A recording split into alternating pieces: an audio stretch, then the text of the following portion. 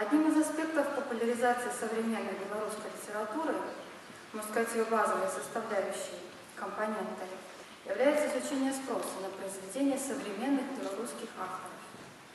Национальная библиотека периодически осуществляет крупномасштабные республиканские исследования, направленные на решение этой проблемы. Из исследований последних лет можно назвать 3. Бессон. Роль и место публичной библиотеки в социокультурной среде региона, информационные потребности населения агрогородков и состояние тенденций развития детского чтения в Республике Беларусь.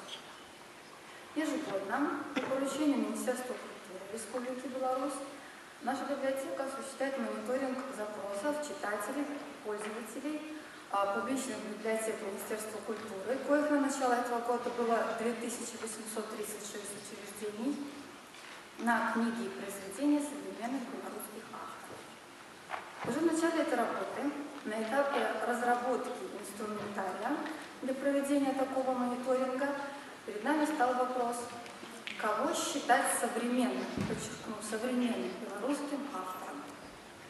В Центре исследований белорусской культуры, языка и литературы Национальной академии наук Беларуси, куда нами был сделан запрос как экспертам, нам разъяснили, что понятие «современный белорусский автор» прямо зависит от хронологических рамок, определенных понятием «современная белорусская литература» по логике. Периодизация же последнего может осуществляться по различным основаниям. Анализ теоретической базы этого вопроса позволили выделить нам 2 подхода – историко-философский и литературоведческий.